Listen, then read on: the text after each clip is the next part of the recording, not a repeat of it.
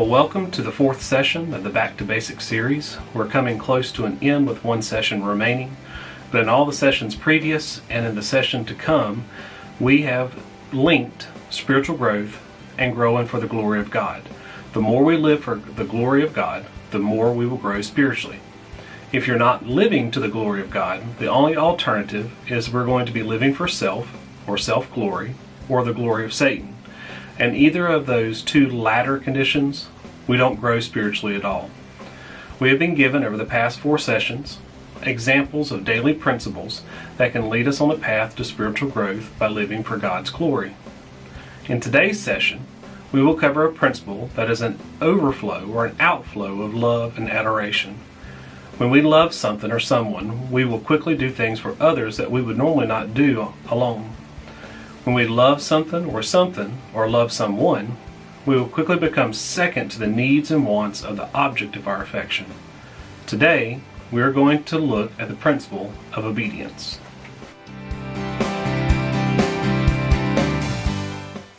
Obedience has a negative connotation today, and that's because we are naturally rebellious. We don't want to be told what to do. And if you ever raised kids before, you know how this works. The word that parents of young kids use more often than anything is what word? No. Very few times do we have to say yes. More times than not, we have to say the word no. Now, in the Christian world, obedience is an outflow of love. And that leads us to our first fill in the blank.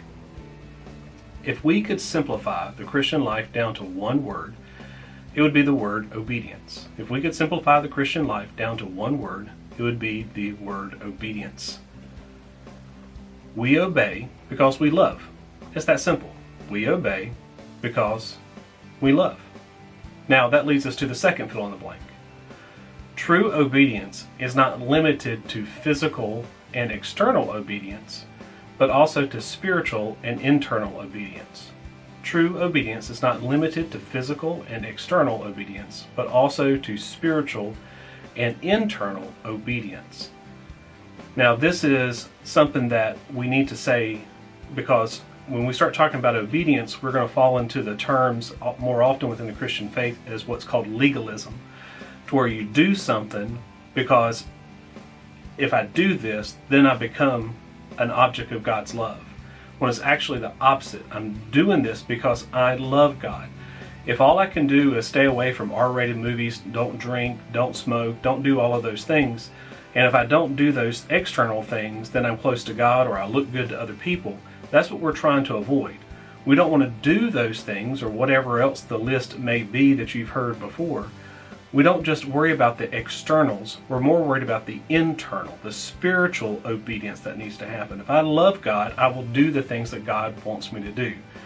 Now here's a great story. It's a preacher story. I warn you ahead of time, it is most likely not real, but it does teach a good principle. And that preacher story goes simply this way. Imagine you have a father and you have a daughter. The daughter's young, father is aggravated, and they're in a public setting to where the daughter is supposed to sit down. But the daughter doesn't want to sit down. So the father, because they're in public, is trying to be nice, and he tells the daughter, "Sit down, daughter, please." The daughter says no, and continues to stand up. She's not being obedient. Then the father says, "Sit down," and with a little bit more aggressive voice to her, and the daughter looks a little bit and says, "No, I'm just gonna be here." And the father says, "Well, sit down." And he says, "I said sit down." And she keeps standing there defiantly and he says, "Sit down or I'll spank you." You know that voice that you can use? Well, she sat down because she didn't want to get spanked. But then she looks at her father and defiantly says, "I'm sitting down, but I'm standing up in my heart." Too often, we can be that way toward God.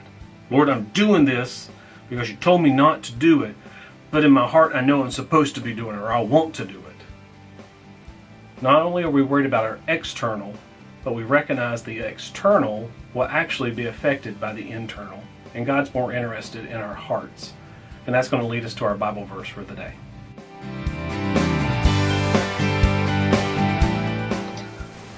We're going to go to John 15 today. And for those who are familiar with the book of John, and when we get to this last section of John, we are now in the upper room.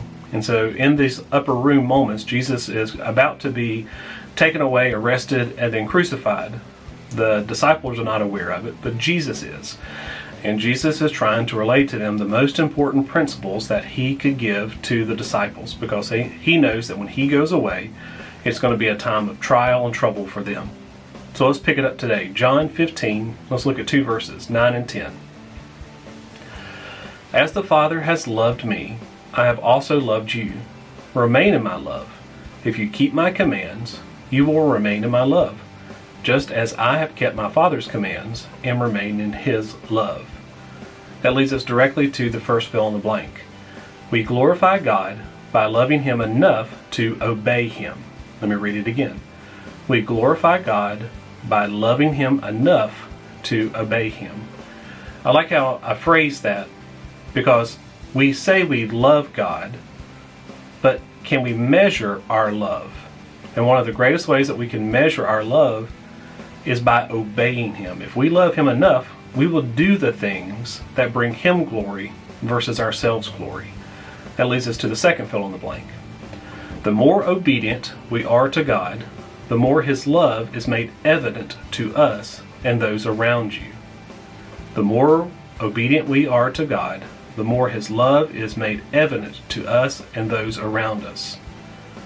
Where this leads us to is love is communicative. It's a hard word for me to say, but it's like when we were describing sin. Whenever we sin, that sin has a spreading effect to it, because it affects more than just who we are, it affects those around us.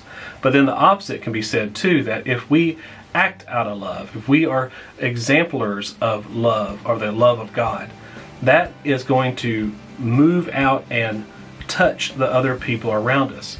Ever had a bad situation and then a loving, caring person comes into the room? Instead of just sucking out the warmth of the room, it brings warmth to that room. And so if we really love God, that love becomes ever more present. And out of that love, we actually start to see God clearer, because we see how great his love is toward us. Look at the next verse, John 15:11. I have told you these things so that my joy may be in you and your joy may be complete. Obedience to God brings joy to the relationship.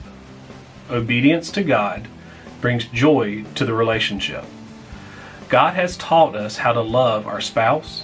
God has taught us how to love our kids. God has taught us how to love our neighbors. We actually have been commanded to love them.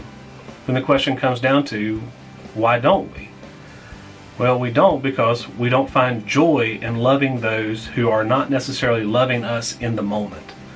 But really, we should be loving them in all ways. And if we really love God and we're obedient to God, there's a joy that happens in our relationship with God that overflows to others by being obedient to God's command and loving them the way God would love them, not the way we feel that they should be loved or not loved.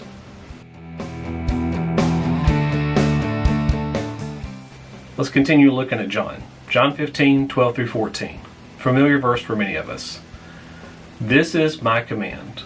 Love one another as I have loved you. No one has greater love than this, to lay down his life for his friends. You are my friends, if you do what I command you. Leads us to the first fill in the blank. The greatest glory given to God would be to give our lives out of love for those who do not love us. The greatest glory given to God would be to give our lives out of love for those who do not love us. God modeled this self-sacrificing love, because when we hated him most, Christ died on the cross for us. That is the greatest example of obedience. That Christ, out of love and obedience, gave his life for us. In order to be fully obedient to God, we have to model the same kind of love towards him and others. Christ gave his life for us so that we could be free. Do you love him enough to lay down our lives metaphorically and physically for him and those we see on a daily basis? Too often, the answer to that question is no. Obedience is harder than we originally thought. However, when we are living for God's glory, it does become easier. So let's move on into a time of discussion, and I look forward to seeing you next session.